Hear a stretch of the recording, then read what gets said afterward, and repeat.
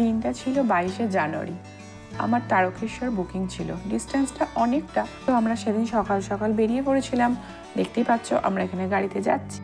তো তারকেশ্বর নাম শুনলেই আমাদের ভোলে বাবার কথা মনে পড়ে যায়। তো আমারও সেটা ইচ্ছা ছিল যে ভোলা বাবার দর্শন সেরেই আমি ব্রাইড করতে যাব, বাট সেটা পসিবল হয়নি। কিন্তু খুব মনটা হচ্ছিল যদি একটু ভোলা বাবার দর্শন পাওয়া যেত।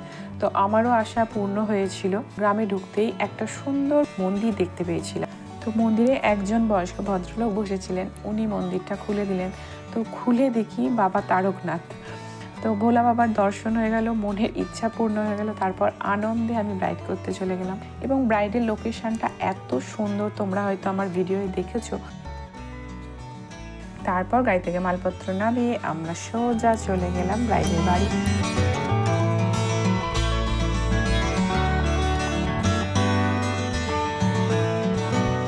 ভীষণ সুন্দর ডেকোরেশন ছিল, তোমরা দেখতেই পাচ্ছ। এবং ওদের বাড়িতে ঢুকেই দেখি একটা খুব সুন্দর মন্দির।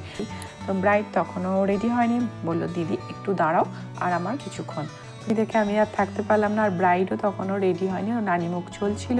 তো আমি সেই সময় একটু ফটোশ্যুট করতে সর্ষের বাগানে চলে এলাম। তার ভিডিও তোমরা দেখেছো।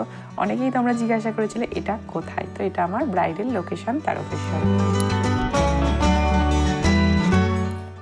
তো তারপর ব্রাইডের কাছ থেকে ব্রাইড চলে আসে আমার কাছে রেডি হতে। তো ব্রাইড কেমন চাইছে সেটা জিজ্ঞাসা করে নিলাম আমি। গর্জাস কিন্তু মিষ্টি, মানে খুব বেশি গর্জাস, খুব লাউড হবে না, মানে আমার মানে স্কিন টোনের সাথে যাবে যেরকম সেরকম, মানে খুব ভারী হবে না এরকম। আর বাকিটা মানে তোমার উপর যেরকম আমাকে ভালো লাগবে সেরকম। তো ব্রাইডকে আমি এবার রেডি করতে থাকি। এখানে দেখতেই পাচ্ছ ওকে আমি রেডি করি। আর একটা কথা না বললেই নয়, এই বাড়িতে না গেলে হয়তো আমি জানতে পারতাম না সত্যি যে একটা মেকআপ আর্টিস্টকে কতটা রেসপেক্ট দেওয়া যায়।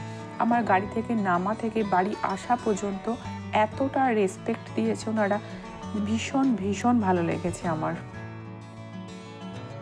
তো এখানে দেখতেই পাচ্ছ আমার ব্রাইড, মিষ্টি ব্রাইড একদম রেডি।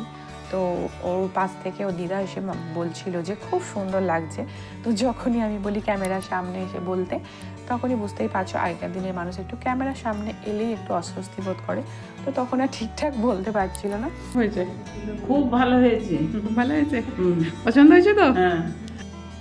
তোমরাও জানিও ওকে কেমন লাগছিল। আমার প্রিটি বাইরের মুখ থেকে শুনে নেব ওর আজকে কেমন লেগেছে। খুব সুন্দর, আমি যেরকম চেয়েছিলাম সেরকমই।